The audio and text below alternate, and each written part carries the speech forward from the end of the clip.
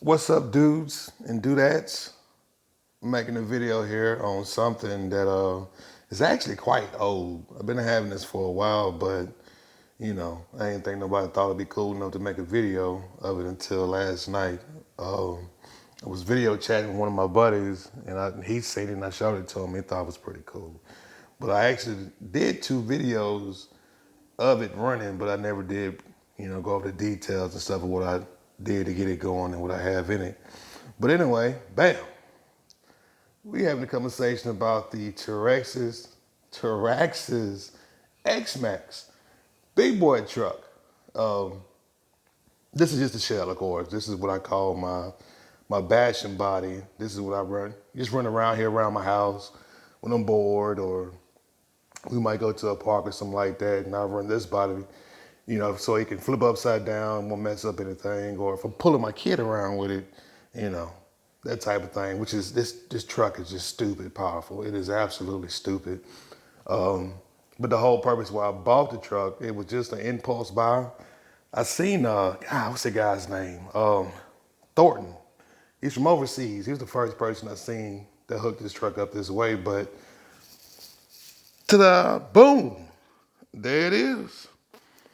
And this is the FPV body.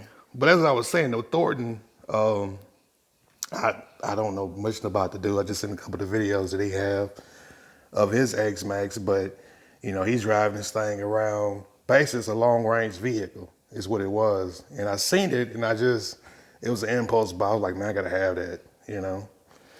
But anyway, just go over real quick. I I just don't take it out much anymore. I just man around here around the block. Literally, I can drive all the way around my block with this setup, and videos crystal clear the whole entire time. For those that seen those videos that I posted, the first one mainly I was using 5.8 on it, and that just wasn't cutting it. So I had to go ahead and step up to 1.2, 1.3, which I've been having 1.2, 1.3 gear. I just bought it and been having it put up just for whenever I maxed out the range on 5.8, but of course that hasn't happened yet. And so I decided to use it on my truck. But as I was saying though, it's a year old setup and everything, and I thought I'd share with you guys real quick. But what I did to it though, I obviously bought a second body because with a truck like this, you jumping over stuff, ramping, popping wheelies, all that crazy stuff. So the truck messing around and flips over or anything, it's gonna break everything on it. And I don't want to go through that headache, but it's got a this is a Fat Shark pan and tilt setup, El Cheapo, Fat Shark camera. It's got like a 180 on it, left and right, up and down. All I did was just cut a hood out, cut a hole out in the nose here, in the canopy, and stuck that dude in there. Back here in the back, I felt like it was just much needed to have, of course, Dragon Link on it to be able to do some long range with it, of course. But like I said, just with using this Dragon Link setup, I can literally drive around the block. It's just freaking retarded. I mean, it's punching through houses and cars and everything, and signal never drops out. And of course, I have this is a 800 milliwatt video transmitter, 1.2, 1.3. I bought this around the time all this FCC crap kicked up. So this one's unlocked. It's got all the channels on it, but don't tell nobody. But I do use 1280 on it, the legal channel for here in the US. And I had the Mad Mushroom 1.3 antenna on it, but the antenna is just so freaking huge and it's not protected, and you mess around, go up under some bushes or something, you're gonna just fold the loads up on the antenna. So I went with the True RC antenna because it's in case and all that good stuff. The truck does have an OSD in it.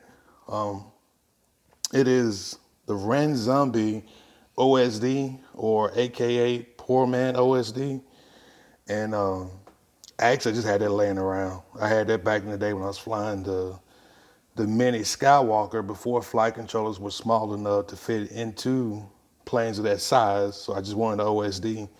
And of course, once I retired that plane, I just pulled it out and it was just sitting around. And here, with a truck like this, of course, you know, me riding around in my neighborhood or whatever, we got a lot of dogs in our neighborhood and stuff. So I was like, man, I need to know if something going to run up behind me or a kid or another car, because I do have it in the street. So I put a rear view camera on this cat, and this is actually, it's a diatone camera. Back when I had my sponsorship with Diatone, flipping quadcopters like every 2 weeks seemed like it. But anyway, this is one of those El Cheapo cameras that they sent me that I'm using for a rear view camera. Pretty good camera. I think it's like 1,000 TVLs or something like that. And that's pretty much everything on the top side. Everything is buttoned up nice and neat on the inside. And I will show you that here in a second. But like I said, it was an impulse buy. I seen the truck, and this is how I started. I started out years ago, which of course most men, boys, you play remote control cars, you know, when you're a little bit all the way up. But I actually used to race cars, and I had a sponsorship going with that. Traveling all the place, racing cars and all that fun stuff. And I used to have a Traxxas. Well, I still got my Traxxas, Rustler, and a couple other different buggies. But I went with this one, though, not just because of the Thornton video, but just because of the sheer size of it. It's got the clearance and the power to just literally just pummel over the ground. There's no chance this thing getting stuck.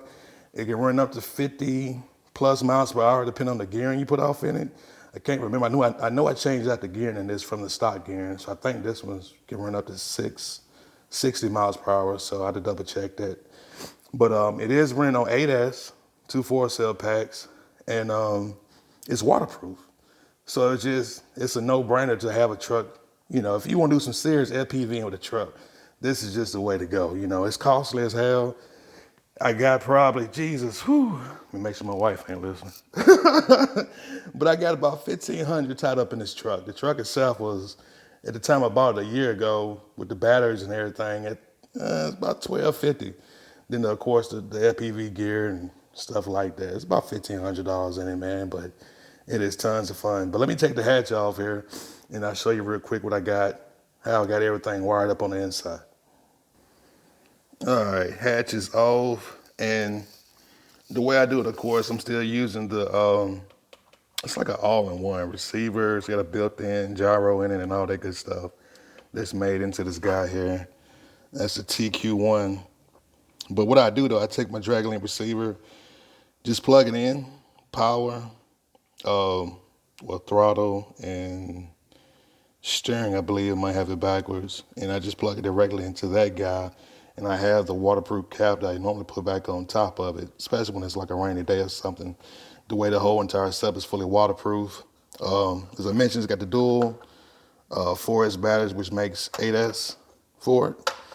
And the way I run the FPV on it, I have this standalone. This is a 3S 1500 20C LiPo that I have a different power connector for it that goes into the system to power the cameras and the video transmitter and stuff.